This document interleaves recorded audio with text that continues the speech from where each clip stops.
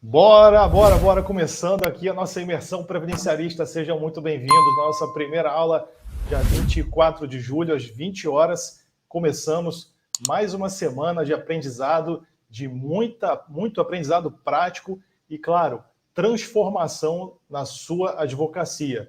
Aqui, a nossa pegada é tornar você um especialista. Deixar você, fazer com que você deixe essa vida aí de pombo previdenciarista e se torne uma verdadeira águia. Eu quero que vocês me deem uma ajuda aqui no chat agora, me confirmem se estão me ouvindo bem. Imagem, som, ok.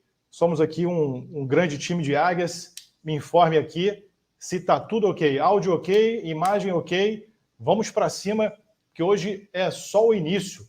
Hoje é só o início para a gente ter uma semana maravilhosa aqui. Todos os nossos colegas aqui no chat participando já ativamente. Maravilha, doutora Solange, obrigado pelo retorno. Assim, o som ok. Doutora Dalva Ferreira, ok. Doutora Maria Assis, som e imagem ok. Muito bom, muito bom. Então, estamos aqui com todos os botões apertados da nossa grande nave aqui para a gente poder levantar voo. Eu queria dar boa noite, primeiramente, para todos os colegas advogados e advogadas de todo o Brasil que estão aqui.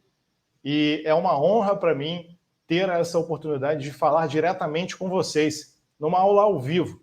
Eu, obviamente, sou professor de cursos em que a gente tem aulas gravadas também, mas o que eu mais gosto é de falar ao vivo, diretamente com vocês, onde a gente pode sentir a energia da presença de vocês. Pode parecer que não, mas eu me sinto muito próximo aqui de vocês, vendo o chat, lendo as mensagens de vocês, vendo que vocês estão participando. Tudo começou com a inscrição nesse grande evento da imersão previdenciarista, por meio de convites que chegaram para vocês na tela do seu telefone, do seu computador, convidando vocês a participarem desse evento que tem o propósito de ensinar. Aqui o nosso propósito é de educar, passar educação jurídica. Eu, como professor de direito previdenciário, tenho essa missão de passar o nosso conhecimento para você que está aí do lado da tela aí do computador ou do telefone. Se você está me assistindo, tanto faz pelo computador ou pelo telefone, é importante que você tenha uma concentração total daqui em diante para que você consiga realmente absorver os conhecimentos. Então, se você está perto de alguém que está fazendo barulho, vai para o seu quarto, vai para uma sala que não tem ninguém, para você se concentrar, porque a gente passa muita informação nessas aulas e eu quero que você tenha total absorção. Eu não quero que você deixe de perder nada aqui. Primeiro porque essas aulas elas permanecem gravadas apenas por 5 dias aproximadamente, e depois a gente tira do ar e deixa elas disponíveis apenas para os nossos alunos da Escola Prática Previdenciária, da EPREV. Então, para vocês que estão aqui já iniciando a jornada de crescimento profissional da advocacia, claro, já é uma grande conquista, um grande avanço, um pontapé inicial, vocês têm acesso a essa aula, mas apenas por esses dias, e depois a gente tira do ar. E para você não perder nada, você precisa ter atenção, foco total. Eu sugiro até que você pegue papel e caneta. Ah, professor, você vai entregar material, então não precisa. Mas o bom aluno, a boa aluna, o bom aluno e a boa aluna, eles sempre anotam coisas que o professor fala a mais, né? Quem não se lembra, às vezes, de alguma questão da prova da faculdade, da escola, que caiu alguma coisa ali que o professor falou na sala de aula e não falou no livro, né? Então, foco total, atenção total. Vou falar com vocês aqui agora pessoalmente no chat. Olha quanta gente está aqui, olha. Doutor Tadeu Nunes, boa noite. Doutora Ana Paula, doutora Antônia, doutora Maria Cristina, doutora Nilza Rodrigues, doutor Anderson. Pessoal, fala para mim aqui de onde que vocês são, porque eu já tenho essa proximidade de falar o nome de vocês aqui, de me dirigir diretamente a vocês, mas eu quero conhecer mais ainda de onde vocês são. Coloca para mim aqui no chat, porque eu tenho certeza que tem advogados aqui do Brasil inteiro. E eu tenho sempre uma curiosidade de saber de onde vocês são e qual é a região que mais tem advogados aqui. Olha, doutor Jussier, Rio Grande do Sul, a doutora Samira, São Paulo, capital. Vamos lá, doutor Olinda, Pernambuco. Vamos lá, São Paulo, Rio de Janeiro, Uberaba, Brasília, Teresina, São Luís, Ribeirão Preto. Olha, agora foi rápido aqui. Fortaleza, Cabo... Oh, meu Deus, está muito rápido. Eunápolis, Olinda de novo, Petrolândia, pessoal do Nordeste marcando presença aí, que honra, todo mundo aqui do Nordeste. Uma alegria estar com todo mundo aqui. Rio de Janeiro, Santo André, Brasília, Distrito Federal, Divinópolis, que beleza, Nova Iguaçu, Niterói, todo mundo, Brasil inteiro aqui assistindo a nossa primeira aula, Fortaleza de novo. Como eu gosto de Fortaleza, uma cidade linda. Eu acho que do Nordeste, as cidades que eu mais gosto, não fiquem com ciúme, eu gosto de todas, tá? Mas as cidades que eu mais gostei foram Fortaleza e João Pessoa. Mas todas são lindas, né? Nordeste dá vontade de morar aí um dia. Goiânia, Cascavel, Pernambuco de novo, Manaus, que legal, eu fui em Manaus já, tem bastante tempo, fui participar de um curso como professor em Manaus, foi uma alegria, e foi incrível depois ver como que o Brasil realmente é um país gigantesco, né? Eu peguei um voo Manaus, Rio de Janeiro, 4 horas de voo, né? Parece que você está saindo do país, assim. E eu já morei no norte do país, né? E aí até aproveito para me apresentar aqui para quem não me conhece ainda, olha, 78% dos colegas que estão aqui responderam aqui na nossa enquete que é a primeira vez que tem contato com uma aula minha. Então, para quem está chegando agora, vamos fazer uma apresentação rápida, né? Até porque é importante você saber com quem você está aprendendo.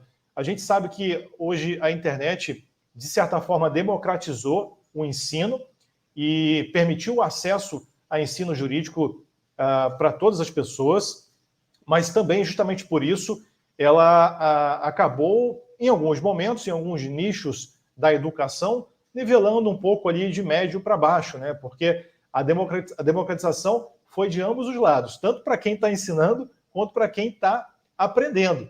Para quem está aprendendo é ótimo, mas tem que tomar um pouco de cuidado para saber quem está do lado de lá assistindo. Então, por isso que é importante vocês me conhecerem. Então, quem chegou aqui agora, né, quem chegou hoje aqui, se inscreveu recentemente no evento, eu atuo com direito previdenciário, vamos botar ali, já está batendo uns 17 anos, daqui a pouco está quase 20 anos de direito previdenciário, é um direito previdenciário eminentemente prático. É claro que a gente tem que aliar sempre o estudo profundo de livros, julgados, mas a gente tem que temperar isso com a prática previdenciária.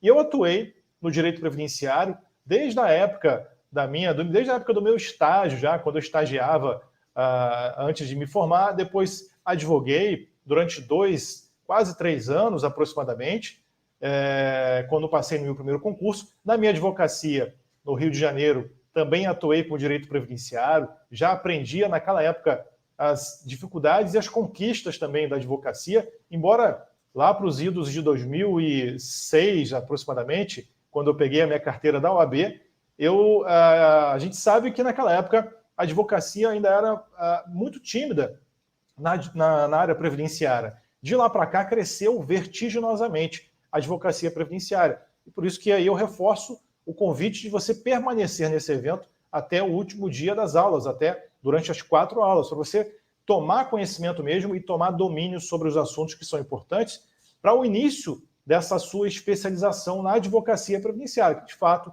é um ramo jurídico que mais cresce no país. E aí eu comecei a advogar, passei num concurso público, acabei optando para ir para a área pública. De certa forma, eu tinha uma vocação pelo servir, né, pelo serviço público, de servir. E por isso que eu gosto tanto também de dar aula. Eu penso que a docência aliada ao serviço público, especialmente no meu cargo de juiz federal, é a simbiose perfeita, né? A gente está servindo tanto ali no ofício da magistratura, quanto cambiando esse conhecimento prático da magistratura com o ofício da docência, onde a gente consegue transbordar aquele conhecimento acumulado do trabalho, de muitos anos de experiência prática.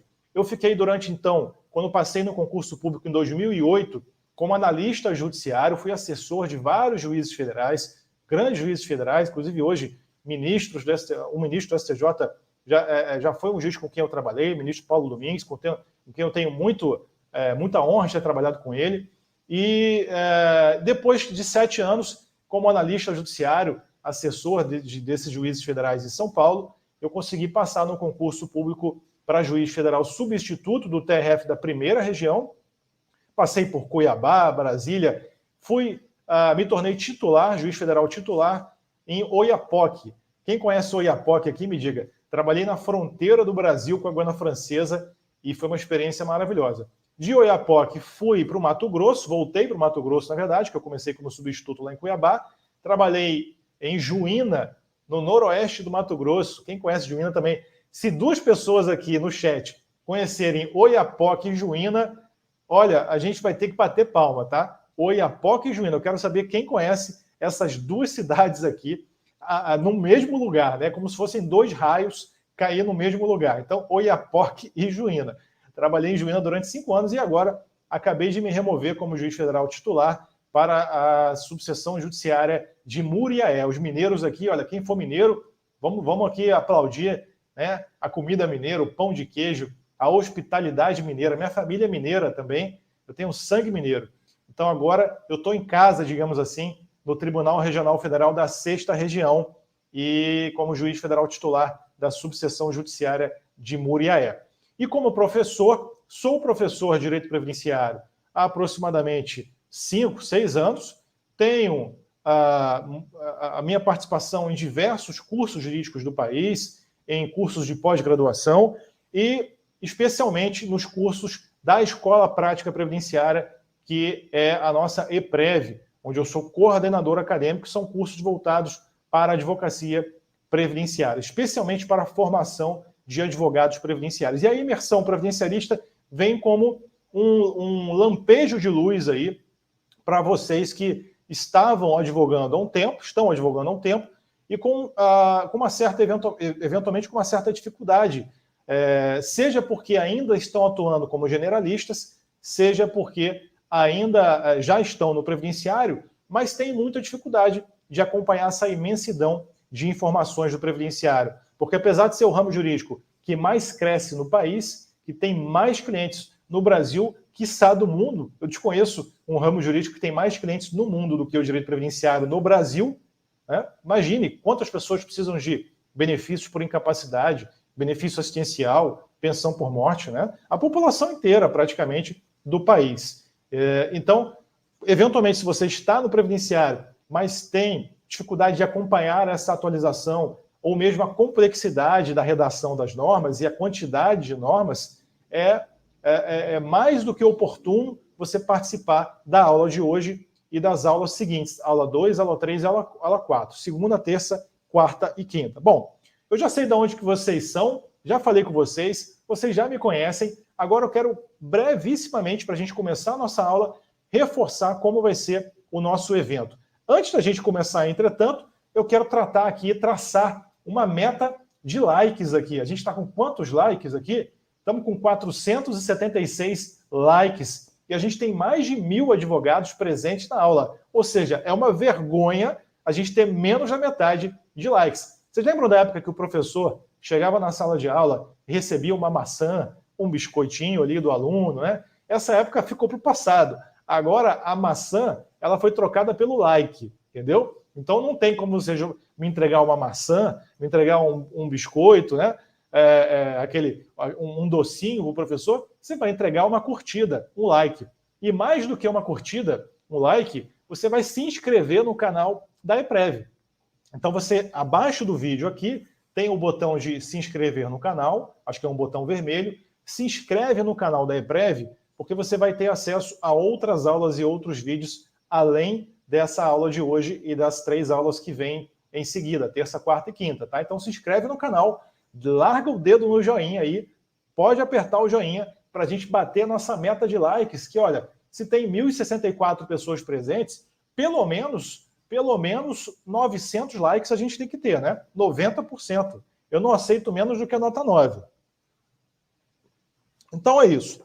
Como que vai ser o nosso evento? Hoje, pessoal, a gente vai fazer um aprendizado sobre o benefício por incapacidade, especialmente auxílio por incapacidade temporária, tá? Então você que não está advogando, depois eu queria que a equipe colocasse aqui no chat, se você que está aqui comigo, tá? Para a gente identificar se os colegas que estão aqui já são da área previdenciária ou são de outra área, para saber se você já tem um conhecimento de previdenciário ou não, tá? Depois coloca numa enquete para a minha equipe, por favor. E aí a gente vai aprender auxílio por incapacidade temporária hoje. Amanhã a gente vai aprender sobre a tese revisão da vida toda, que suscita muito interesse na advocacia e, de fato, é uma tese muito interessante, muito boa para quem está advogando na área, ok? E no terceiro dia é um tema maravilhoso também, que é a aposentadoria por idade rural e a aposentadoria por idade híbrida. Talvez pelos traços, características da população brasileira, da economia brasileira, a gente tem olha aí, outra área, pessoal, a maioria de outra área que está aqui no chat, né?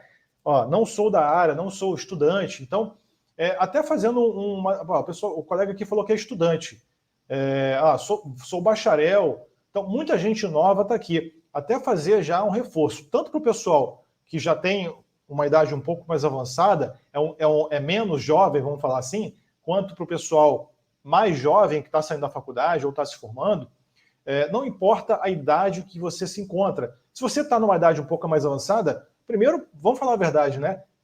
Hoje quem tem 60 anos é um antigo, como se fosse 40, 50, né? Mudou muito isso, né? A pessoa que tem 70 anos hoje ainda está praticamente com muita força, juventude ainda para trabalhar, enfim. Então tem muito tempo ainda para você buscar as suas conquistas. Para quem está saindo da faculdade, é bacharel, você tem que ter em mente que você precisa se planejar, se programar. Não faça como eu fiz, por exemplo, e por isso que eu estou aqui para ensinar, para encurtar o caminho de vocês, que deixei para a última hora.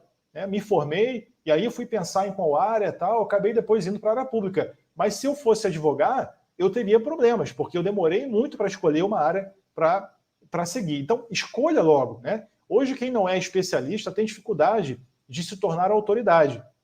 A autoridade vem com uma especialização. Não dá para você ser autoridade em todas as áreas, né? Imagina você ser autoridade de direito civil, autoridade de direito imobiliário, autoridade em tributário. Não dá. Ou você é autoridade numa área, ou você é um pombo, como eu falo aí, fica ciscando migalhas de áreas diferentes. Então, seja uma águia numa área específica. E aí, eu proponho para vocês, essa semana, que você seja uma águia previdencialista, que é uma área que tem, sim, muitos clientes e tem um mercado crescente, né? Então, olha, a segunda aula vai ser, como eu falei, revisão da vida toda, a terceira, aposentadoria rural e híbrida. E a quarta aula a gente vai falar sobre o benefício assistencial. Então, perceba que eu escolhi 4 temas que, se a gente for botar percentualmente, talvez represente muito mais do que 50% de todas as demandas previdenciárias hoje no país. Eu tenho diversas ações hoje pendentes de julgamento de revisão da vida toda, eu tenho centenas e centenas, milhares de ações de segurados rurais, os juízes em geral, não só eu, né? Tenho, então, milhares de ações, milhões de ações, na verdade, de benefícios por incapacidade, tá? Então é importante que você saiba como serão essas aulas. Na terceira aula, eu considero que é a aula mais importante, por quê? A terceira aula, pessoal, é onde eu vou liberar uma senha para vocês, tá? Muita atenção a isso agora. Eu sei que vocês querem material e querem certificado de conclusão, mas aqui é um curso, é um mini curso de verdade. Então eu não quero ficar distribuindo material, modelos de petição e certificado de conclusão para quem não tem interesse, né? Aqui, senão a gente menospreza o trabalho que a gente tem feito, não em relação, eu não tenho vaidade nenhuma a isso, né? Como eu disse, meu dever é servir e entregar informação para vocês, tá? Mas menospreza no sentido de que, ora, eu quero que vocês saiam com qualificação. Então, na verdade, é um auto-menosprezo. Se vocês não ficarem e acompanharem essas aulas até quinta-feira, todos os dias, hoje tem 1.200 pessoas aqui, amanhã também vocês precisam estar aqui. 1.200 pessoas aqui de novo. Quarta-feira, 1.200 pessoas de novo. E na quinta-feira, que é o último dia, 1.200. Por quê? Primeiro, todo mundo que está aqui, tá? E aí eu já adianto isso. Todo mundo que está aqui tem que comentar pelo menos uma vez no chat. Se não comentar pelo menos uma vez no chat, nós não saberemos se você está conosco ao vivo. A única maneira da gente marcar a sua presença nas aulas é você comentar no chat. Ah, eu não sei o que eu vou comentar, professor. Então manda para mim aqui agora um hashtag Quero Ser Águia. Aliás, todo mundo pode mandar. Hashtag Quero Ser Águia.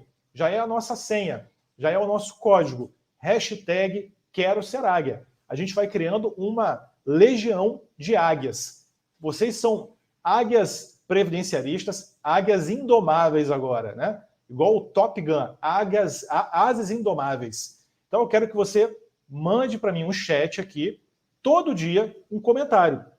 Ou vai falar, olá, professor, ou vai falar de onde você é, ou vai mandar hashtag Quero Ser Águia, vai mandar sua dúvida, mas você precisa estar presente. Hoje, terça, quarta e quinta, para eu marcar a sua presença, tá? Somente com a sua presença nas 4 aulas que nós vamos liberar o certificado de conclusão para você. Não adianta reclamar depois, porque nós precisamos ser íntegros com o nosso propósito educacional de dar formação realmente real para vocês, tá? Segundo, material e modelos de petição e o início do certificado de conclusão somente após a 4ª aula. Então, professor, eu quero material hoje, eu quero modelo de petição. Você vai receber na quinta-feira a liberação, após a aula de quinta-feira, a liberação dos materiais, tá? Que é um material por dia, e de modelos de petição. Quantos modelos de petição, professor? 5 no total, tá? 5, um hoje, o segundo amanhã e 3 relativos à quarta-feira. Esses 5 modelos de petição com os materiais vão ser liberados mediante uma senha, repito, mediante uma senha que será fornecida no terceiro dia de aula, na quarta-feira. Então, na quarta-feira, você precisa estar presente aqui para pegar essa senha.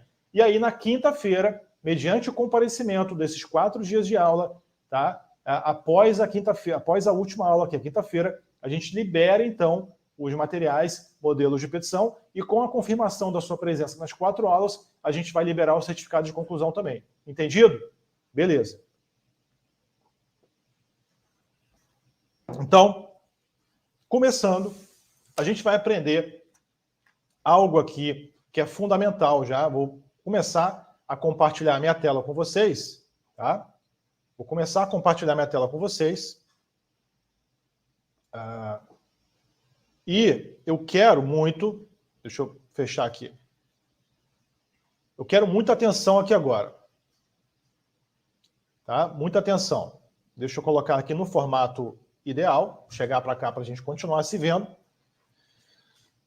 Deixa eu tirar aqui. Aqui o logo da EPREV. Vou tirar por enquanto, tá? A nossa Escola Prática Previdenciária, que é a instituição que organiza a imersão previdenciarista. Então, o que a gente tem, pessoal? Eu quero que vocês entendam que nós temos aqui o início de um quebra-cabeça. Tá? Eu vou entregando peças para vocês, para que vocês comecem a montar um grande quebra-cabeça, que é o direito previdenciário. O direito previdenciário, ele é, de fato, um emaranhado de peças soltas no ordenamento jurídico brasileiro, e eu preciso entregar todas as peças para vocês ao longo do nosso contato. E eu espero que o nosso contato continue após essas 4 aulas. Essas 4 aulas, eu fiz um recorte no direito previdenciário prático para que vocês se tornem especialistas inicialmente em alguns assuntos. Mas o mercado previdenciário é tão grande, são tantos benefícios previdenciários, que a gente precisa de mais tempo. Então vocês precisam permanecer comigo numa escadinha de aprendizado, até que vocês tenham esse mosaico de peças unidas que formam, então, o direito previdenciário completo. E aí vocês começam a jogar o xadrez da prática previdenciária, começam a entender, de fato, o que é ser uma águia previdenciarista para se posicionarem conforme os sistemas vigentes hoje.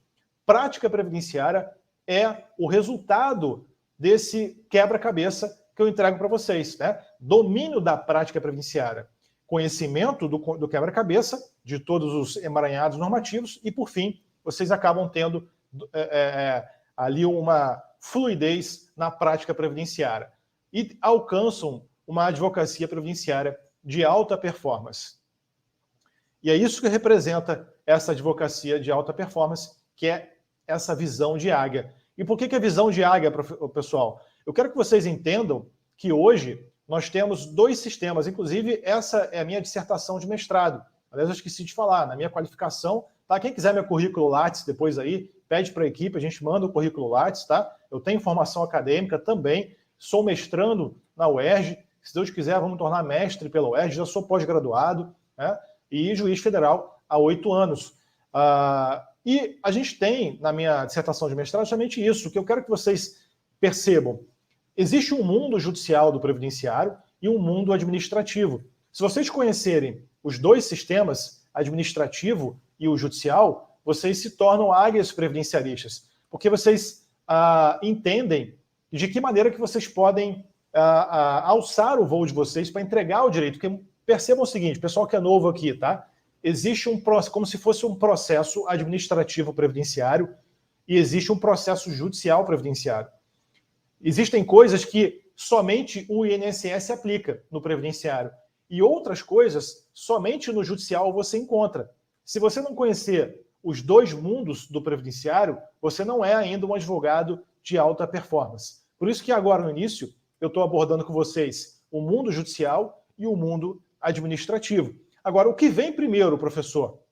Quando a gente bota na cabeça, né, a decisão, quando a gente atende o cliente, identifica o caso dele e a gente se pergunta, ora, o que vem primeiro, né, professor? Eu posso entrar direto no judiciário? Eu preciso sempre entrar com um requerimento administrativo junto ao INSS? Como é que vai ser, né? Então, o que vem primeiro vai depender desse tema 350 do Supremo Tribunal Federal aí. Quem conhece o tema 350, põe no chat para mim aqui, por favor. Quem não conhece, fala, não conheço ainda, professor.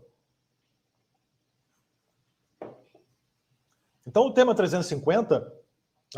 o tema 350 do Supremo Tribunal Federal, você precisa dominar ele, porque se você tomar o caminho errado, você vai perder tempo. Ele é a porta de entrada do seu planejamento. Percebam que, quando você entende o mundo administrativo e o mundo judicial, você ganha uma capacidade de ser um planejador previdenciário, que é uma área consultiva que hoje também se aplica às habilidades da advocacia previdenciária. Então você tem os 3 P's previdenciários. O processo administrativo, que é o primeiro P, o segundo P, processo judicial, e o terceiro P é o fruto dos 3 P's, dos 2 P's iniciais. A maioria não conhece. Ninguém conhece aqui. Então, muita atenção, pessoal. Realmente isso é importante, tá? Isso aqui você não vai encontrar com muita facilidade, de maneira sistematizada assim, solto pela internet. Tá? Não adianta estudar direito previdenciário dando um Google por aí. Tem que ter um curso como esse e uma continuidade depois. Então você tem, depois com os 2 P's aprendidos, processo administrativo e processo judicial, tem o planejamento previdenciário, que é uma área consultiva, tá? Uma área consultiva. A gente vai aprender isso também ao longo das aulas aí, na nossa caminhada juntos, mesmo depois da imersão previdenciarista. Na Escola Prática Previdenciária, por exemplo, a gente tem aulas totalmente dedicadas também ao planejamento previdenciário. Então, como é que funciona, pessoal, o tema 350 do Supremo Tribunal Federal? Há muito tempo atrás, no Supremo, teve essa discussão, porque o que acontecia? Os advogados estavam ingressando diretamente com as ações previdenciárias lá no judiciário e começou a abarrotar o judiciário de ações que, a priori, poderiam ter sido resolvidas na esfera administrativa, se o INSS tivesse atendido. Então, o que o Supremo falou? O Supremo criou algumas regras e falou o seguinte: a regra número 1 é que para as ações previdenciárias que visam a concessão de uma prestação, é obrigatório que você peça antes no INSS. Então, você que está se formando agora, vai pegar a sua carteira do AB, ou que você que vai deixar de ser generalista e vai se tornar um previdenciarista, tenha em mente que a primeira coisa é requerer a concessão de um benefício. Então, o tema de hoje não é auxílio por incapacidade temporária. Se você recebe um cliente no teu escritório ou atende ele virtualmente, né, e percebe que a demanda dele, a dor dele é a cobertura previdenciária em relação ao auxílio por incapacidade temporária, a primeira coisa que você vai fazer é requerer esse benefício lá no meu INSS ou por meio do INSS digital. Tá, professor, como é que eu trabalho no administrativo? essa aula a gente não vai se aprofundar tanto no sistema do INSS, mas é claro que eu também, de maneira geral, eu te ensino aqui. Você que é advogado previdenciarista, naquele primeiro P, que é o processo administrativo, você trabalha em cima de 2 sistemas básicos. Quem já ouviu falar aqui no Meu INSS? O Meu INSS é uma plataforma web, ou seja, na internet, que você acessa e é feita para o cidadão, né? Então, cada um de nós pode ter um login, uma senha para acessar o Meu INSS. Então, você bota o seu CPF, cria uma senha para você e você acessa o seu patrimônio previdenciário dentro do Meu INSS, que é o programa do INSS, que inclusive tem um aplicativo, tá? E o advogado, entretanto, além de poder atuar por meio do CPF e da senha do cliente dentro do Meu INSS, que é o seu cliente vai te dar a senha dele, você também pode atuar, né? Pode atuar por meio do INSS digital, que é como se fosse um PJE, vamos falar assim, a grosso modo, tá? Um PJE, um EPROC, feito especificamente para o advogado atuar junto ao INSS. Como é que esse sistema funciona? Você vai na sua OAB, faz o seu cadastro na OAB da sua região e pede para que você que você tenha um login, uma senha para o INSS digital. Esse INSS digital é um convênio que foi feito entre a OAB e o INSS, que permite que o advogado possa ter ali a concentração nesse INSS digital de todos os pedidos administrativos que ele faz para todos os clientes. Então, se ele entra no Meu INSS hoje, se você entra e pede um auxílio por incapacidade temporária lá, e você coloca o seu CPF também como procurador, esse auxílio requerido no Meu INSS vai aparecer lá no INSS digital, e você vai ter ali a concentração de todos os seus processos. É um sistema muito bom, onde você cumpre a exigência, faz ali o cumprimento de prazo de exigência para juntar algum documento, né? Você tem ali o acesso às decisões. Então, tudo começa, pessoal, pelo INSS, pelo prévio requerimento administrativo. Essa é a regra 1, tá? Professor, eu gostaria de ter um modelo de requerimento administrativo de um auxílio por incapacidade temporária. Você vai ter. Eu vou te dar um modelo de requerimento correspondente à aula 1. Quando que eu vou te dar? Após a aula 4, na quinta-feira, mediante a senha que eu vou fornecer na quarta-feira, tá? Então, regra número 1 é da concessão. Regra número 2, professor, já aprendi que para toda concessão inicial, é necessário prévio requerimento. A regra número 2 é, quando você já tem um benefício concedido, e ele foi cessado de alguma forma, você quer restabelecer ele pelo seu cliente. Por exemplo, pente fino. Quem já ouviu falar no pente fino aí?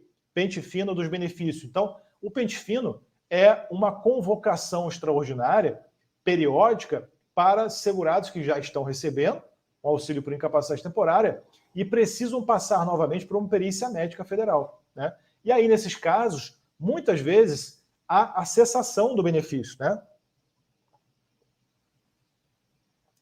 Inclusive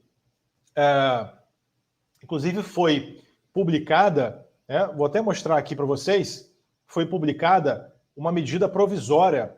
Olha aqui, ó. Essa semana foi publicada essa medida provisória aqui, ó, medida provisória 1181 de 18 de julho de 2023. Essa medida provisória, ela tratou de vários assuntos, mas um deles foi a questão das filas do INSS. E criou esse programa aqui, ó, Programa de Enfrentamento à Fila da Previdência Social, o PFPS. Esse programa, pessoal, e aí eu reforço a altíssima demanda, uma nova onda de oportunidades para a advocacia previdenciária, que vem com dois instrumentos normativos recentíssimos. O primeiro é esse Programa de Enfrentamento à Fila da Previdência Social. E o segundo é uma portaria que foi publicada recentemente, que é essa portaria aqui, ó, Portaria Conjunta, Ministério da Previdência Social, INSS número 38, publicada essa semana. Essa portaria, ela trouxe o fortalecimento de uma forma de analisar e de requerer, obviamente também, o auxílio por incapacidade temporária administrativamente. Que forma é essa, professor? Imagine só, uma forma de se conceder um auxílio por incapacidade temporária sem perícia presencial. Já imaginou isso? Já imaginou? Um auxílio por incapacidade temporária que depende, obviamente, de uma análise do requisito médico para saber qual é a extensão e a profundidade da doença do seu cliente, obviamente precisa passar por um médico. Só que, após a pandemia, a gente passou por um processo gigantesco de desburocratização, de pragmatismo administrativo e de aceleração de questões processuais por uma questão de eficiência mesmo, né? É ponderar aquilo que pode ser ponderado, desde que sejam resguardados contraditórios, devido ao processo legal, enfim. E criaram-se muitas situações como essa. E aqui a gente tem o fortalecimento da perícia médica, né? Perícia médica com análise documental. Você não precisa levar nem seu cliente na perícia médica hoje em dia para que você tenha a concessão do benefício. Então você tem de um lado o programa de enfrentamento de filas, em que os peritos médicos federais vão ganhar um bônus de produtividade de R$ 75,00 por perícia a mais que eles fizerem. E isso, pessoal, vai criar uma produtividade exponencial nos próximos meses no Brasil em relação às concessões ou mesmo indeferimentos de benefícios previdenciários por incapacidade. Aí você fala, professor, caramba, mas, pô, eu estou buscando a concessão, não me interessa o indeferimento. Aí que tá. Você está sendo formado aqui para ser uma águia. A águia não fica chorando no cantinho ali porque não conseguiu pegar uma migalha. A águia que não consegue caçar num lugar vai caçar em outro. Então, se você não consegue a concessão administrativa por meio de uma perícia, por análise documental, o que você vai fazer? Vai pegar cartas de indeferimento e vai levar isso para o judiciário. Ou seja, você vai sair de um sistema para outro sistema. Por isso que eu falo que nós temos aqui, e ao longo também das aulas da EPREV, né, depois da imersão, que você aprenda um método. Existe um método, e apenas, olha, modéstia à parte, tá? Não tem ninguém que ensina dessa maneira previdenciário aqui. Você pode rodar a internet, você vai encontrar professores bons também, óbvio, mas que se concentram muito em algumas áreas apenas. Ou no administrativo, ou no judicial, alguma coisa. Eu ensino um método sistematizado. Tá? Um método dos 3 P's previdenciários. Um método dos 3 P's previdenciários. Tá? Então você sai do indeferimento, vai para o judicial. Professor, eu gostaria de ter uma petição inicial, porque eu nunca fiz, de concessão de auxílio por incapacidade temporária. Porque vai que eu tento meu cliente, não consigo. Né? Vou ter que ir para o judicial. Fica tranquilo, você vai ganhar esse modelo de petição. Você vai sair daqui um especialista nessas áreas. Tá?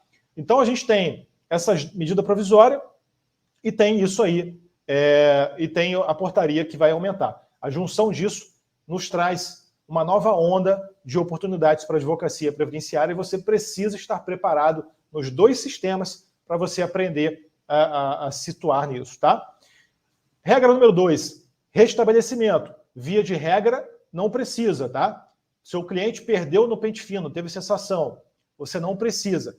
Quando que vai precisar, professor? Quando você encontrar uma situação, olha, igual essa que está aqui no tema 277 da Turma Nacional de Uniformização. Professor, estou chegando agora. O que é TNU? Meus amigos, minhas amigas previdenciaristas, existem 2 grandes tribunais no país que vocês precisam acompanhar muito a jurisprudência previdenciária. Supremo Tribunal Federal e o Superior Tribunal de Justiça. Mas no previdenciário tem um tribunal que é quase, vamos brincar um pouquinho, quase maior, entre aspas, né, do que o Supremo. Em matéria previdenciária, quem não acompanha a Turma Nacional de Uniformização está fora do jogo. Porque a TNU tem uma produção intensa de julgados. Eles julgam os chamados representativos de controvérsia. O que é representativo de controvérsia? É muito parecido com o recurso repetitivo do STJ. Tá? Então, eles pegam um tema e afetam esse tema, definem esse tema para todos os outros processos idênticos. E a gente tem mais de 200 temas previdenciários da TNU. Você já imaginou, se você dominar cada um desses temas e saber aplicar esses temas na sua prática previdenciária e de maneira fluida, receber um cliente, fez a ficha de entrevista dele, percebeu que a situação dele se enquadra numa determinada situação. Seja para você tomar um caminho que vai ser de uma tese favorável, seja para evitar um caminho que não é favorável.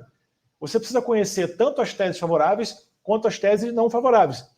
E essa daqui da tela é uma tese não favorável, tá? O tema 277 fala que se o seu cliente, presta atenção, se o seu cliente atingir a data de cessação do benefício, a DCB, acostume-se com essas siglas, a data de cessação do benefício, e ele não pedir a prorrogação desse benefício nos 15 dias ali que antecedem o final que atingem a DCB, 15 dias antes, ele não poderá ir ao judiciário pedir o restabelecimento, porque não haverá prévio interesse de agir, comprovação do interesse de agir. Então, via de regra, o restabelecimento, tá, perdeu no pente fino, que é diferente de DCB. Teve a cessação do benefício num pente fino. Não é atingimento de DCB isso é outra situação. Posso entrar com uma ação de restabelecimento? Pode entrar. Mesmo sem entrar com recurso administrativo, não precisa. Agora, atingiu a DCB de um auxílio por incapacidade temporária, que tinham um prazo fixado, não pediu a prorrogação para o seu cliente nos 15 dias anteriores, você vai ter problemas no judiciário. E como é que você resolve isso? Somente se resolve isso com um novo requerimento administrativo, tá? Com um novo requerimento administrativo, ok? E aí tem uma questão.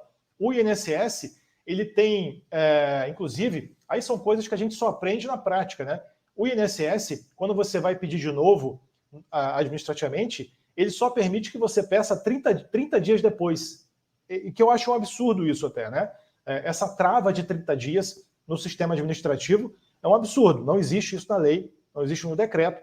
O INSS não poderia ter esse impedimento. Por isso que se você faz um novo requerimento, imagina essa situação que você não fez o pedido de prorrogação, em tese, perdeu o interesse de agir para ir para o judiciário, esperou 30 dias, então, para fazer um novo requerimento. Esse novo requerimento, eventualmente, pode ter sido indeferido também. Se for indeferido, aí você vai para o judiciário para reverter esse indeferimento. Aí o que você vai fazer? Vai mostrar para o juiz que a incapacidade do seu cliente, da sua cliente, ela continuou desde a cessação do benefício anterior até o requerimento seguinte. Por que você vai mostrar isso? Porque na perícia médica você vai mostrar que a doença é a mesma, que houve um agravamento da doença e que, na verdade, a diferença de tempo mínima nos faz concluir que houve uma presunção, uma continuidade do estado incapacitante. Então essa, anota aí, já é uma tese para vocês aplicarem. Nessas diferenças pequenas entre um auxílio cessado e um novo requerimento administrativo, ou mesmo para uma ação de restabelecimento, você pode levar o princípio da presunção do estado incapacitante, quando há a mesma CID e um intervalo pequeno entre a cessação e a nova avaliação médica, tá? Mas gravem que o tema 277 da TNU é um impedimento, a princípio, para que, se você não fizer o pedido de prorrogação antes da DCB do seu cliente, você não vai conseguir restabelecer um benefício que foi atingido pela DCB. Por isso que o advogado, ele administrativamente, olha como é que você entra já aí numa ação até de gerenciamento de escritórios, de um conceito chamado LTV, né, que você vende mais de uma vez os seus serviços para uma mesma pessoa. Então você vendeu uma ação, na verdade, um requerimento inicial de um benefício por incapacidade. Você vende também a manutenção desse benefício. Por quê? Você vai ter um recebimento de honorários, você pode precificar isso, no sentido de que você vai fazer um acompanhamento desse benefício até o final, ao ponto de fazer uma vigilância, um gerenciamento do risco previdenciário dele, para fazer, então, um pedido de prorrogação, tá? Muita atenção aí, pessoal, muita atenção aí, tá? Tema 277. Tema 315 trata de uma questão nova a ser decidida na turma nacional de uniformização, que ainda está para ser decidida, ok? Que é sobre os efeitos financeiros aí, na hipótese de você não pedir a prorrogação. A questão submetida a julgamento, ó, não sei se vocês vão conseguir ler na tela aqui, deixa eu aumentar. Ó, saber se nos casos de ausência do pedido de prorrogação, que eu acabei de falar, o início dos efeitos financeiros do auxílio acidente, decorrente da cessação do auxílio-doença, deve ser fixado na data da citação válida ou no dia seguinte ao da cessação do auxílio-doença. Bom, olha aqui, ó. Aqui já é uma outra tese, tá? Quem quer aprender essa tese aqui, fala comigo aqui no chat, tá? Quero aprender essa tese, tá? Isso aqui que eu vou falar, de verdade, tá? Vale ouro, vale ouro. Poucas pessoas comentam isso, e é impressionante como que eu vejo muitos e muitos erros na prática diária da advocacia. Quem quer saber essa tese, manda para mim no chat aqui. Eu quero saber, professor, quero saber. Manda para mim. Enquanto isso, ó, a gente bebe uma água, né? Bebe uma água. Quero saber. Manda aqui, porque para mim tem que ter interação. Tem que ter interação, tá? Eu quero essa interação com vocês. A aula vazia aqui não dá, não. Ok? Quero ter interação. Maravilha, quero aprender. Pessoal, anotem no caderninho de vocês uma coisa, tá? Bota assim, eu prometo, escrevam no caderno, escrevam, ó. Aqui, ó. Escrevam. Cadê? Papel e caneta, ó. É para escrever. Eu prometo sempre pedir nas minhas ações judiciais, de benefício por incapacidade, eu prometo sempre pedir nas minhas ações judiciais de benefício por incapacidade, subsidiariamente, o auxílio acidente. É um pouquinho longa, mas é fácil de entender. Eu prometo sempre pedir nas minhas ações de benefícios por incapacidade, subsidiariamente, o auxílio acidente. Como eu vejo lapso em relação a isso e como eu vejo falta de proteção em relação a isso.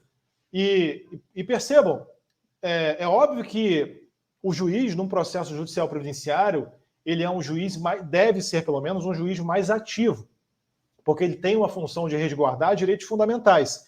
Mas não contem sempre com isso. Não dá para contar sempre com isso, né? Existe falha humana também. Existe falha do judiciário também, né? Mas você não pode falhar. Você está defendendo o patrimônio previdenciário do seu cliente. E como me angustia saber que um determinado segurado pode ter tido um erro num processo e ter arruinado a vida dele. Porque se ele não consegue um determinado benefício previdenciário hoje por um erro, pode ser que ele não consiga nunca mais. E veja, conseguir um benefício por incapacidade para o seu cliente, anotem mais essa, eu já vou explicar do auxílio acidente, mas anote esse parênteses. Quando você busca a concessão de um benefício não programado, que é o auxílio por incapacidade temporária, o auxílio acidente ou a aposentadoria por incapacidade permanente, você não está só cobrindo uma contingência social não programada. Isto é, você não está só protegendo o seu cliente da incapacidade. Sabe por quê? Porque se você tem benefícios por incapacidade intercalados com períodos de atividades ou períodos de recolhimentos previdenciários, você vai pegar esses períodos de benefício por incapacidade e vai fazer com que eles contem também para carência e tempos de contribuição, e aí o seu cliente vai conseguir chegar mais rápido numa aposentadoria no final da vida dele. Então você está resolvendo, né? Você está matando dois coelhos com uma cajadada só. Você tem benefícios intercalados, inclusive na esfera administrativa. Na esfera administrativa. Você pode computar para tempo de contribuição e para carência benefícios por incapacidade. desde que eles sejam intercalados com atividades ou contribuições. Professor, não entendi essa diferença de ou atividades ou contribuições. Qual a diferença? Não é a mesma coisa? Não, porque olha só, o segurado facultativo, por exemplo, o segurado facultativo, ele não trabalha, mas ele é afiliado à Previdência. Né? Ele é afiliado à Previdência. E ele é afiliado à Previdência porque ele optou. É o princípio da universalidade da cobertura do atendimento que criou a figura do segurado facultativo, que faz com que uma dona de casa ou um desempregado, um dono de casa, vamos falar assim também, né? Por que não? Ele possa se filiar à Previdência. Ele possa se filiar à Previdência, mesmo sem estar trabalhando, porque o pressuposto natural da filiação à Previdência é a atividade remunerada. Quem não tem uma atividade remunerada não se filia à Previdência. Mas criou-se a figura do segurado facultativo com a emenda 20 de 98, tinha o contribuinte em dobro também antes, mas criou-se essa figura, né, de maneira mais enfática a partir da emenda 20 de 98. E aí, se você tiver pelo menos um recolhimento, anotem isso, um recolhimento como segurado facultativo, que é uma coisa barato, vamos dizer assim, um custo baixo de se fazer isso. O seu cliente não precisa ter muito, não precisa ser um cliente de posses para recolher um mês, se ele estiver desempregado, como segurado facultativo. Ele pode recolher, inclusive, como segurado facultativo, na opção com alíquota reduzida de 11% ou de 5% no plano simplificado de previdência social, para que ele conte o período anterior que ele eventualmente teve de auxílio por incapacidade temporária. Imagina que você tem um cliente que teve 2 anos de auxílio por incapacidade temporária, você vai recolher um mês de auxílio de segurado facultativo para ele, esses 2 anos, como um passe de mágica, vão passar a ser contados para carência, tempo de contribuição. Professor, cheguei agora na Previdência, não tenho a mínima ideia do que é tempo de contribuição carência, tá?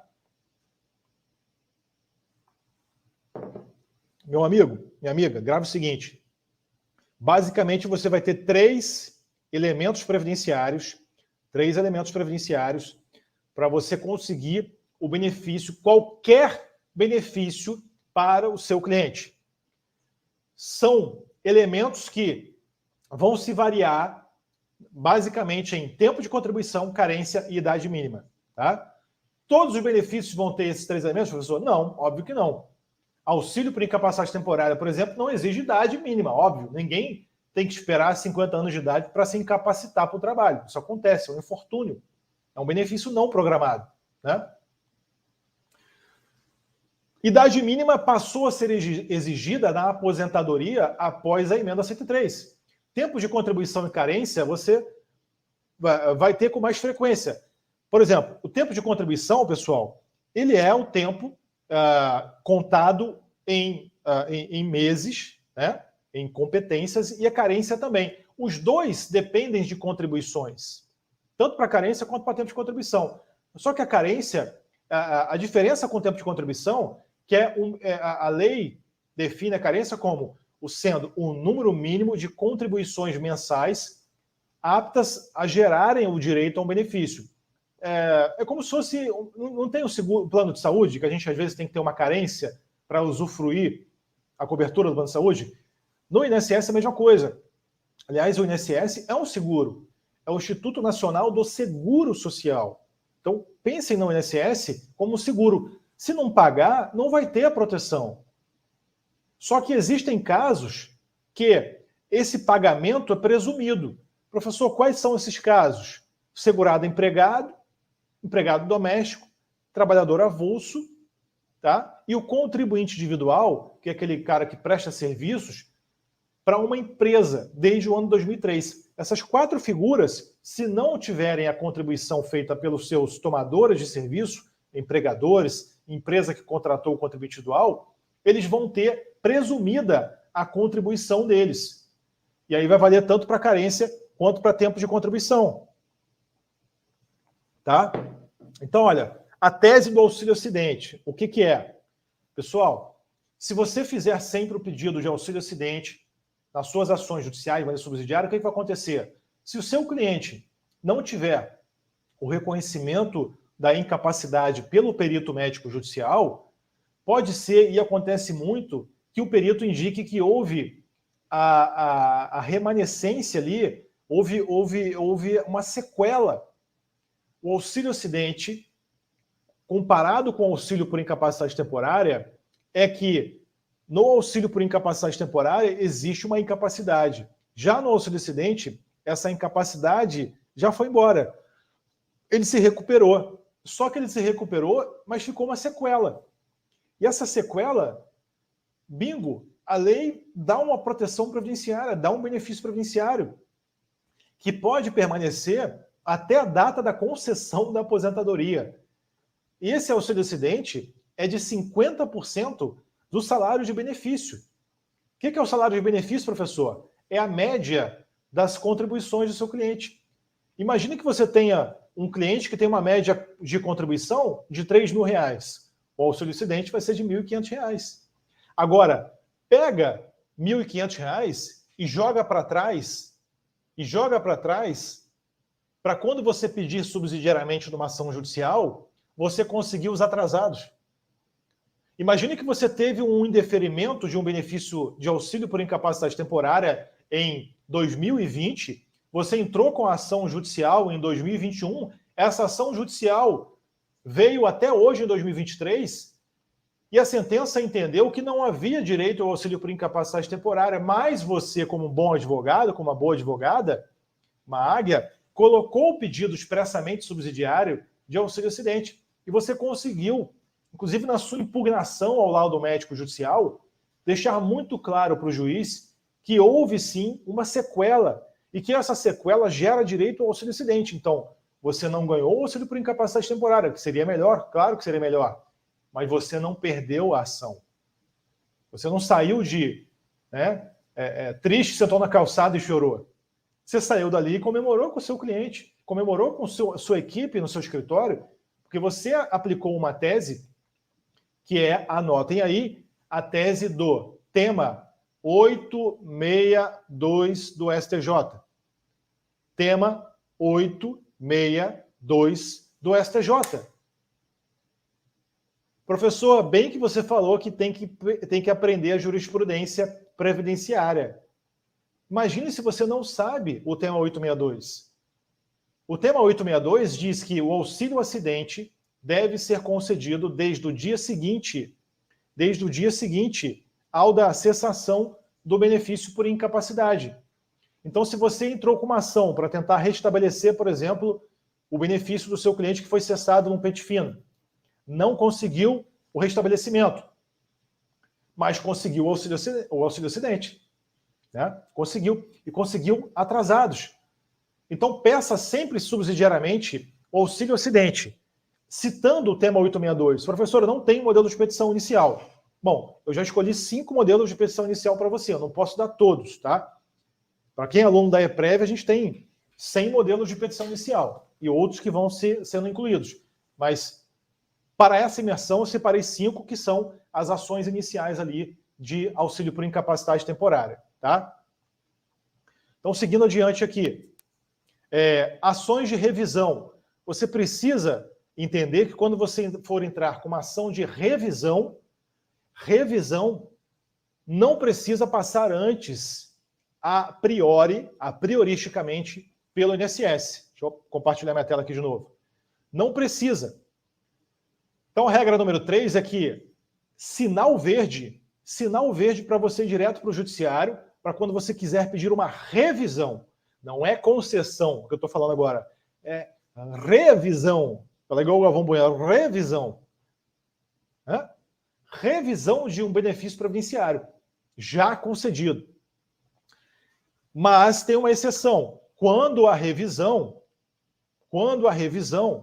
tratar de matéria fática, né? De matéria de fato, aqui, ó. Se houver matéria de fato ainda não apreciada, deverá ser feito o prévio requerimento. Por exemplo, revisão para você incluir um vínculo trabalhista que você conseguiu numa sentença trabalhista. Professor, olha que legal, eu sou advogado trabalhista e estou aqui me aproximando do previdenciário agora. Quer dizer que eu posso juntar os dois nichos? Pode e deve. Você vai pegar todos os seus clientes que têm sentença trabalhista, incluindo vínculo de emprego, ali reconhecendo o vínculo de emprego, ou incluindo parcelas remuneratórias que eram pagas por fora, por exemplo, não estavam na carteira, você vai fazer um pedido de averbação desse vínculo, da sentença trabalhista, no CNIS do seu cliente, das parcelas remuneratórias que não eram, então, pagas de maneira oficial, foram reconhecidas na sentença trabalhista, no CNIS do seu cliente, para o quê? Para encorpar a média contributiva dele. Se você encorpa a média contributiva, a média remuneratória de salário de contribuição, o que aumenta? Aumenta toda a renda mensal inicial de qualquer benefício previdenciário. Agora, se você não tem, se você quer revisar e esse vínculo, por exemplo, você já teve, imagina o seguinte, tá? Exemplo, para e pense agora comigo, para e pense, tá? Eu tenho, você tem uma revisão de uma aposentadoria. Fazendo agora um breve parênteses, eu sei que a aula é o benefício por incapacidade, mas um breve parênteses com a aposentadoria em geral. Você tem uma aposentadoria do seu cliente que você conversa com ele e você consegue descobrir que ele tem um vínculo trabalhista que está na carteira de trabalho dele, mas não estava no CNIS dele, que é o documento do DataPrev, sistema da INSS, que busca as informações previdenciárias do seu cliente e concede ou indefere o benefício. O que não está, a princípio, pela robotização, automatização do INSS hoje, a princípio, o que não está no CNIS não está no mundo. Vamos dizer assim, lembra daquela expressão? O que não está nos autos não está no mundo? Isso é uma coisa antiga, né? Que é das antigas aqui, vai lembrar disso. O que não está no CNIS não está no mundo previdenciário, a priori. Por quê? Por que a priori? Porque você pode averbar juntando documentos como carteira de trabalho, extrato do fundo de garantia para mostrar que houve depósito do fundo de garantia e, consequentemente, havia um vínculo de emprego, para você juntar extratos de pagamento, extratos bancários, contrato de trabalho, rescisão do contrato de trabalho, recibos de pagamento. Tudo isso são documentos que comprovam vínculos e remunerações que não estão no CNIS. Se você inclui ou quer incluir vínculos ou remunerações que não estavam no CNIS na época da concessão da aposentadoria, você vai entrar com um pedido de revisão. Essa revisão pode ir direto para o judiciário, professor, como você falou, que toda revisão eu posso para o judiciário? Não. Não. Por que não pode? Porque, leiam na tela aqui comigo de novo. Vou botar na tela de novo. Se houver matéria de fato ainda não apreciada, deverá ser feito o prévio requerimento administrativo. Ok? Então, nesse caso, vínculos e remunerações não foram apreciados ainda na época da concessão. Logo, eu vou obrigatoriamente entrar com uma revisão administrativa antes. Ok? E já adianto uma coisa, professor, qual é o prazo que eu posso fazer isso? Professor, pelo amor de Deus, me fala, porque eu tenho várias sentenças trabalhistas aqui e eu preciso entrar com essas ações. Maravilha. Vou te explicar. O prazo para você entrar com uma revisão é de 10 anos. 10 anos. Contados de quando, professor? Do primeiro dia do mês subsequente ao do recebimento da primeira prestação. Repito, primeiro dia do mês subsequente. Peraí, deixa eu aumentar a tela aqui, que aí vocês conseguem me ver. Eu sou meio exagerado aqui para explicar. Primeiro dia do mês subsequente. Primeiro dia do mês subsequente ao do primeiro pagamento, recebimento. Recebeu em abril de 2015. Primeiro dia do mês subsequente, 1º de maio. 10 anos, 1º de maio de 2025. Prazo decadencial de 10 anos. Né? Agora, esse é o prazo de revisão. Você não pode pedir revisão depois de 10 anos. E até já estou fazendo um spoiler de um pedacinho da aula de amanhã, que é sobre a revisão da vida toda. Que é uma ação esplêndida para você que está ou já está no previdenciário ou está iniciando. Né? Ó, são 9h06. Uma das minhas premissas didáticas é não ter aulas muito longas. Primeiro porque previdenciário é complexo. Previdenciário é complexo e às vezes é muita informação ao mesmo tempo. E eu não sou de economizar informação para dar para vocês. Segundo porque eu quero que você se mantenha com o fôlego ainda para a aula de amanhã. Então, eu vou dar mais 10 minutos de aula no máximo, até 9h15. Vou encerrar essa aula. Você vai guardar essas anotações que estou falando até hoje, até agora. Vai voltar amanhã para a gente terminar esse tópico de hoje e entrar em seguida na revisão da vida toda. Fechado? Quem está fechado comigo, bota aqui no chat. Fechado contigo, professor. Fechado contigo, professor. Beleza? Bora para cima. Bora para cima, pessoal. 2023 ainda é o seu ano. No previdenciário, o tempo passa mais rápido. Se você quer conquistar algo na sua advocacia, em outras áreas pode ser que você demore 5 anos. No previdenciário você vai demorar 1 ano, 2 anos, talvez meses, para conseguir o sucesso que você quer. Porque você tem a oferta de oportunidades no administrativo, no judicial e no consultivo. Então, no previdenciário, anote isso. O tempo passa mais rápido. Ok? Maravilha. Eu quero, então, que você grave isso aí do prazo decadencial. Só que com a sentença trabalhista, imagine o seguinte. Imagine, agora vem a cereja do bolo dessa parte da decadência. Imagine que você que atua no trabalhista ou pegou um processo agora trabalhista, conseguiu uma sentença de reconhecimento de vínculo ou de remuneração, mas essa sentença, ela só foi proferida após o prazo de 10 anos. Aí você fala assim, ih, professor, ferrou. Já passou o prazo decadencial dessa sentença trabalhista.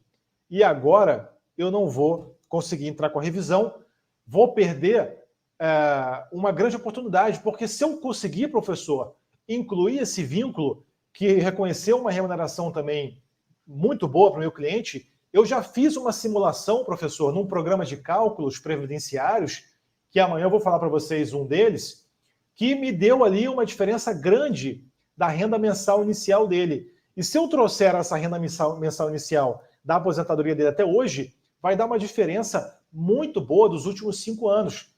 Porque, olha só, você que também está chegando aqui agora, ou que está querendo revisar o previdenciário, já está atuando, mas quer resgatar conhecimento, você tem 10 anos de prazo decadencial, mas você tem 5 anos para trás. Então, 10 anos para ir até lá, após o primeiro dia do mês subsequente do primeiro pagamento, e 5 anos para trás, para você receber atrasados. A prescrição é quinquenal. No trabalhista não são 2 anos para entrar com a ação e 5 anos para trás? Não é assim? No previdenciário é melhor, porque são 10 anos para entrar, 5 anos para trás, tá? Só que se você tem a sentença trabalhista, a contagem inicial do prazo, o primeiro dia lá do mês subsequente, não conta do primeiro dia do mês subsequente ao da primeira prestação recebida da aposentadoria, mas sim da data do trânsito em julgado da sentença trabalhista. Professor, isso eu não achei, eu já até pesquisei, professor, na lei 8.213, no decreto, eu não achei, professor. Você está inventando isso, né? Não, eu não estou inventando isso, eu não invento coisa para você. Isso está na jurisprudência do STJ. Na jurisprudência do STJ, precedente já finalizado. Conta-se do trânsito julgado. Então você ganha mais tempo. Tá? Se você tem uma sentença trabalhista que saiu agora há pouco tempo, começou a contar do trânsito julgado dessa sentença, o período de 10 anos para você entrar com uma revisão da aposentadoria. Então, é uma grande oportunidade. Já falei 2 oportunidades para vocês hoje aqui. O auxílio acidente subsidiário ao auxílio por incapacidade temporária e a revisão da aposentadoria com base numa sentença trabalhista transitada em julgado. Tá? Transitada em julgado. Agora, uma questão para finalizar aqui. Vejam que é o seguinte, você que está aqui agora, né, que começou a aula comigo, deve ter pensado assim, o professor ele escolheu o tema 350 do Supremo Tribunal Federal para falar. Ele vai falar só sobre o tema 350, né? Engano seu. A minha aula é uma abertura de janelas o tempo todo. Eu não tenho visão de jegue, que bota aquele negócio aqui assim, ó, e isso olha para frente. A minha aula é assim, ó, para cá, abrir o horizonte, olhar para frente. Então, eu abro janela o tempo todo. Eu comecei a falar do tema 350 e fiz várias e várias conexões com vocês aqui de temas correlatos. Porque é assim que funciona na prática. Isso é uma aula de prática previdenciária. Isso é uma aula de prática. É dar uma energia da vivência para vocês, né? Beleza? Então, para fechar aqui esse tema, entre aspas, 350, que não foi só o tema 350, a última regra do tema 350 é: se você tiver uma ação em que você quer que a sua pretensão é notoriamente contrária ao que a administração faz, você não precisa ir para o administrativo antes, o prévio requerimento administrativo. Você já toma o rumo do judiciário. Por quê? Ora, o Supremo entendeu assim, porque se você tem já um entendimento notório e reiteradamente contrário da administração, vou botar aqui na tela, ó,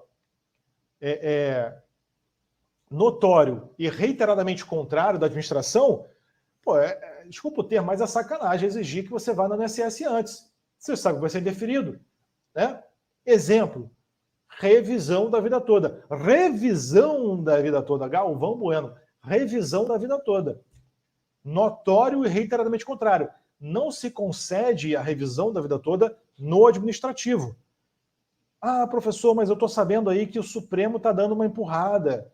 Vou falar sobre isso amanhã. Ok? Então, meus queridos, nós vamos encerrar aqui, tá? Vamos encerrar aqui.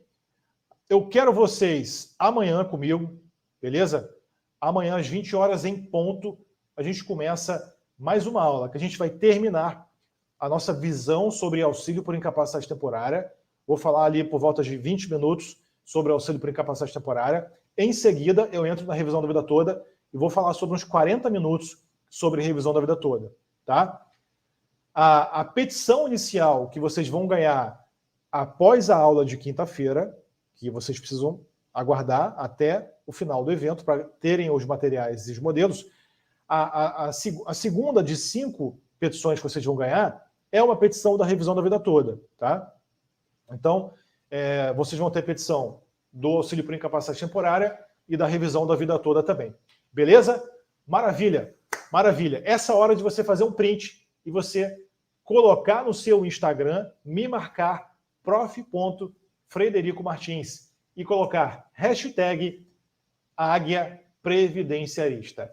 Hashtag Águia Previdenciarista e me marca @prof.frederico.martins. Se você não me segue no Instagram ainda, procura lá, @prof.frederico.martins, que eu vou te repostar lá nos meus stories. Vai ser uma honra para mim contar com a sua presença lá também, tá bom? A gente tem hoje 23 mil advogados e advogadas de todo o Brasil. Nosso perfil é altamente especializado na advocacia previdenciária. Então, faz um print, me marca, posta no Instagram, @prof.frederico.martins e bota a hashtag Águia Previdenciarista, beleza? Te vejo amanhã. Uma boa noite, um bom descanso e muito, muito até breve.